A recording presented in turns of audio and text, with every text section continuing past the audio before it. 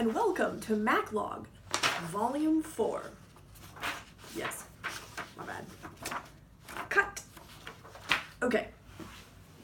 So, this day was less interesting than pretty much all the others. The drive was very long, not much happened, but I did go to see the Wigwam Motel, and turns out Wigwam in Indian, I don't remember what kind, means mother. So, the Mother Motel. Did I say hotel? The Wigwam Motel. Anyway, that was really cool. So on Cars, the movie Cars, when they have all the cones, like the Cozy Cone Motel is what it's called, that was taken off of this. And so these were actually just teepees, not real ones, but they looked like it. And there were a bunch of cars in front of each one. And, you know, when you signed in, they would say, oh, you have to go to the teepee number 2, but it would have a different car in front of it, and they were all super old cars. So, I mean, I don't know enough to explain what cars I saw, but I have a lot of pictures, so I'll post those. So that was interesting. Again, in a very small town. Kind of reminded me of Tucumari very much. Boring road. Oh, my hosts. So I was going to Flagstaff, which is in Arizona. Memory don't fail me now. And my hosts were super nice. And so my Airbnb was actually in the mountains. And there were trees everywhere, pine trees. I don't even think I had seen any deciduous trees at all. But it was pretty.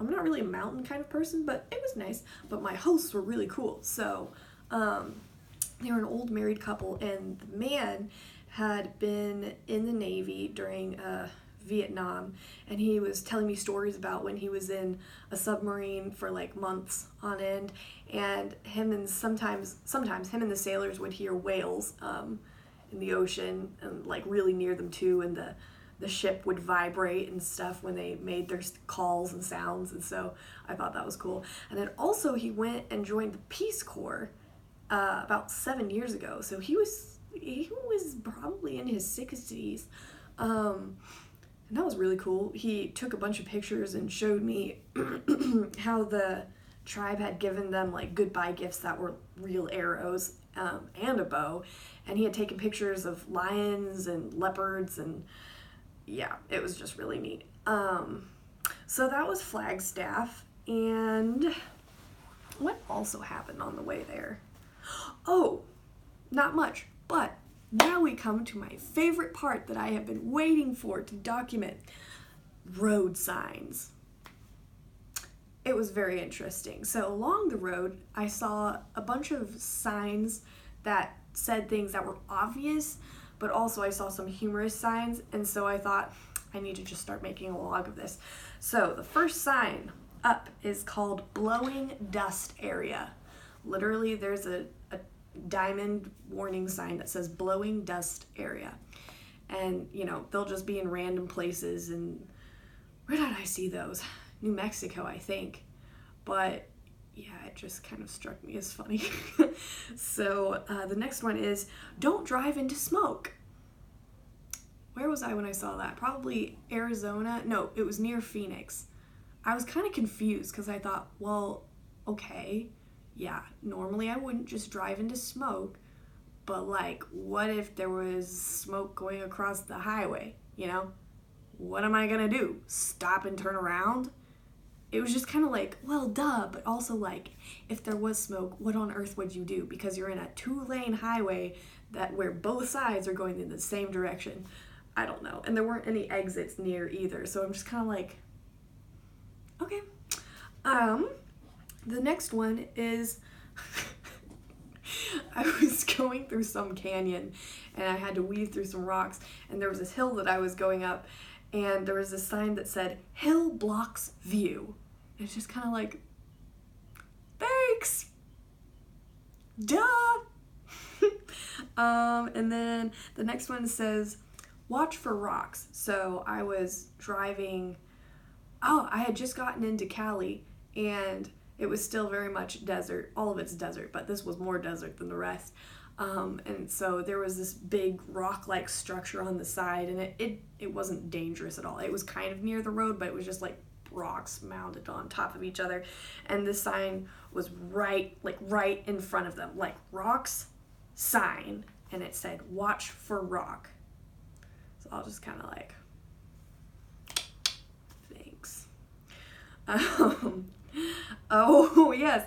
So then oh gosh, guys, the wind. Okay, the wind was fine until, and it would shake my car and stuff, but I was kind of used to it. Like, it wasn't a big problem until I was coming out of Desert Hot Springs, and the wind, like, blew my car. Like, I would be traveling 60, 70, and the speed limit was 75, but literally the wind would push my car like this over, and then I would go back, and then it would like push it. It was just like shifting it over, which was really weird. And I definitely had to slow down there because I was just like, oh my gosh, like what? Anyway, so while I hadn't reached this yet, but this was in the past, and there was a sign that said, "Gusty winds may exist." So cute. And then there was this other one. So every time you go under a bridge, it always lists the height that trucks and semis can have to be so that they go under it. And I was just looking at this bridge once as I was going under it, and there wasn't a sign there, and instead of a sign, someone had spray painted in black, "No limit." And so I just laughed. You have to find the small things on the road to laugh at, because otherwise, you develop a sense of road humor. Anyway, well, yeah, so sometimes when you drive behind trucks, they have a bunch of dust on them and people will write things in it. And there was this one truck in particular that had all these writings and they were crossed out. And then finally there was one writing that hadn't been messed up. And it was basically it just said, "When I was a young warthog." And I just laughed out loud because why? Why would you write that on the back of a truck? I mean, it was funny. It was just kind of like, okay. And then, the last one is actually very meaningful. And I still remember it, which shows you how much of a how much of an impact this billboard had on me. But it had a picture of Spider-Man, of course, and Venom, and they were together, and it was this beautiful just artwork. It was beautiful. But then there was, above it, it read, "Everything you say and do creates an impact." And I was just like, it's right. And then I drove by. But that really made my day. So anyway, that was pretty much it for Flagstaff. Stay tuned for vlog number 5.